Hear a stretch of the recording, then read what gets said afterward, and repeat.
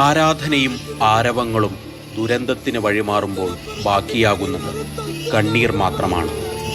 സ്വന്തം മകനായി വാങ്ങിയ ഭൂമിയിൽ മകന്റെ കുഴിമാടം തീർക്കേണ്ടി വരിക. ഒരച്ഛൻ്റെ നെഞ്ചുലയ്ക്കാൻ ഇതിൽ കൂടുതൽ എന്തു വേണം?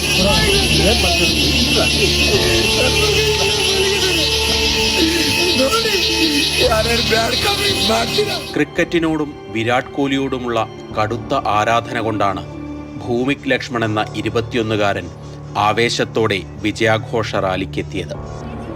പക്ഷേ സന്തോഷം ദുരന്തത്തിന് വഴിമാറാൻ ക്ഷണനേരം മാത്രം മതി. തിക്കിലും തിരക്കിലും പെട്ട് ശ്വാസം മുട്ടി ഭൂമിക് വിട പറഞ്ഞു. ബേലൂരിലെ കുപ്പകോട് ഗ്രാമത്തിൽ ഭൂമിക് ಅಂತ್ಯವಿಶ್ರಮಂ ಕೊಳ್ಳುಗೆಯಾಣ. ನೀರುಟ್ಟಿ ಎಲ್ಲ ತಗೊಂಡು ಕೊಡ್ತಾ ಇದ್ದ ಅವನಿಗೆ, ಅವನ ರೂಮಿಗೆ ಅಷ್ಟು ಪ್ರೀತಿ ಮಾಡ್ತಾ ಇದ್ದ. ಇವನು ಅಷ್ಟೇ ಪ್ರೀತಿ ಮಾಡ್ತಾ ಇದ್ದ ಅವನು. ഭൂമിക് ഒരു പ്രതീകം മാത്രമാണ്. ഭരണ സംവിധാനങ്ങളുടെ വീഴ്ചയിൽ ജീവൻ പൊലിഞ്ഞവരുടെ പ്രതിനിധി. ദുരന്തത്തിന് ആരാണ് ഉത്തരവാദിയെന്ന തർക്കം തുടരുമ്പോൾ ഈ കണ്ണീരിന് ആര് മറുപടി പറയും? K B Sreedharan, Mathrubhumi news, Bengaluru. K B Sreedharan ചേരുന്നുണ്ട് തത്സമയം. ശ്രീധരൻ, ശരിക്കും ഉള്ളു പൊട്ടുന്നുണ്ട് ആ ഒരു കരച്ചിലും വാക്കുകളും ഒക്കെ കേൾക്കുമ്പോൾ. വർഷങ്ങൾ നീണ്ട കാത്തിരിപ്പിന് ശേഷമുള്ള ഒരു വിജയം, ആ വിജയം ഗംഭീരമായി ആഘോഷിക്കാൻ ആരാധകരൊക്കെ ഒത്തുകൂടുമ്പോൾ അത് ഇത്ര വലിയൊരു ദുരന്തമാകുമെന്ന് സ്വപ്നത്തിൽ പോലും നമ്മൾ ആരും ചിന്തിച്ചിട്ടില്ല. പക്ഷെ അധികാരികൾ അത് ചിന്തിക്കേണ്ടതായിരുന്നു, അവരതിനു വേണ്ട മുന്നൊരുക്കങ്ങളൊക്കെ സ്വീകരിക്കേണ്ടതായിരുന്നു. അതൊന്നും ഉണ്ടായില്ല. ഇതിപ്പോൾ ഒരു ജീവൻ തന്നെ നഷ്ടപ്പെട്ടു. ഒന്നല്ല, ഒട്ടനവധി ജീവനുകൾ നഷ്ടപ്പെട്ടു. എല്ലാ കുടുംബങ്ങളിൽ ചെന്നാലും ഇതുപോലെ വേദനിപ്പിക്കുന്ന കുറേ കാഴ്ചകൾ തന്നെയായിരിക്കുമല്ലേ കാണാൻ കഴിയുക?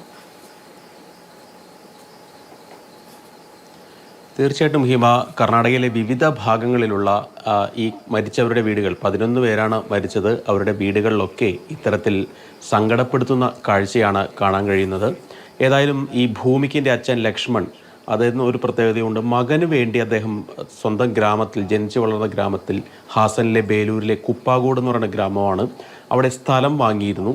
ആ സ്ഥലത്തേക്കാണ്, അതായത് മകന് വേണ്ടി ഏറെ ആശിച്ച് വാങ്ങിയ ഒരു സ്ഥലത്തേക്കാണ് ഈ മകൻ്റെ മൃതദേഹവുമായി അദ്ദേഹത്തിന് പോകേണ്ടി വന്നത്. അവിടെ ഒരു കുഴിമാടം തീർക്കേണ്ടി വന്നത്. അത്രയും സങ്കടപ്പെടുത്തുന്ന ഒരു അവസ്ഥ ഒരു അച്ഛനെ സംബന്ധിച്ച് ജീവിതത്തിൽ ഉണ്ടാകാനില്ല. അങ്ങനെയുള്ള ഒരു കാഴ്ചയിൽ തന്നെയാണ് അദ്ദേഹം ഈ കുഴിമാടത്തിന്, ഈ സംസ്കാര ചടങ്ങുകൾക്കൊക്കെ ശേഷം ഈ കുഴിമാടത്തിന് അടുത്ത് നിന്ന് പോരാൻ കൂട്ടാക്കാതെ അതിനെ കെട്ടിപ്പിടിച്ച് വാവിട്ട് നിലവിളിക്കുകയാണ്. വളരെ നമുക്ക് ഒരു ഹൃദയമുള്ള ആളുകൾക്കൊക്കെ വല്ലാത്ത രീതിയിൽ അവരെ നൊമ്പരപ്പെടുന്ന ഒരു കാഴ്ചയാണ്. ഒരു താരാരാധനയും വിജയാഘോഷമൊക്കെ ഒരു മറുവശത്ത് നിൽക്കുമ്പോൾ അതിൻ്റെ അപ്പുറത്ത് ഇങ്ങനെയുള്ള ദുരന്തമുണ്ടായാൽ അത് വല്ലാതെ ഒരുപാട് കുടുംബങ്ങളെ ബാധിക്കുമെന്നുള്ളതിൻ്റെ ഏറ്റവും മികച്ച ഉദാഹരണമാണിത്. സമാന രീതിയിലുള്ള ചില കാഴ്ചകൾ നമ്മൾ കണ്ടിട്ടുണ്ട്. ഈ പുഷ്പ 2 സിനിമയുടെ റിലീസുമായി ബന്ധപ്പെട്ട് അന്നുണ്ടായ തിക്കിലും തിരക്കിലും ഒരു വീട്ടമ്മ മരിക്കുകയും അവരുടെ മകന് പരിക്കേൽക്കുന്നു. അങ്ങനെ ഒരു കുടുംബം തന്നെ വല്ലാതെ കണ്ണീരിലാവുന്ന കാഴ്ചയൊക്കെ നമ്മൾ കണ്ടിട്ടുണ്ട്. താരാരാധനയാവാം, പക്ഷേ അതിനൊക്കെ ഒരു പരിധി വേണം. അല്ലെങ്കിൽ ഇങ്ങനെയുള്ള ഒരു തിക്കും തിരക്കുമൊക്കെ ആരാധകർ അല്പം സംയമനം പാലിച്ചുകൊണ്ട് മാത്രമേ ഇങ്ങനെയുള്ള ഇടങ്ങളിൽ പെരുമാറാവൂ എന്നുള്ള ഓർമ്മപ്പെടുത്തൽ ഓരോ ദുരന്തവും നമ്മൾ വലിയ ആൾക്കൂട്ടം ഉണ്ടാകുമ്പോൾ അതിനെ ഏത് രീതിയിൽ നിയന്ത്രിക്കണം എന്ന കൃത്യമായ ഒരു മാർഗനിർദ്ദേശമൊക്കെ കൊടുക്കേണ്ടത് അധികാരികൾ തന്നെയാണ്.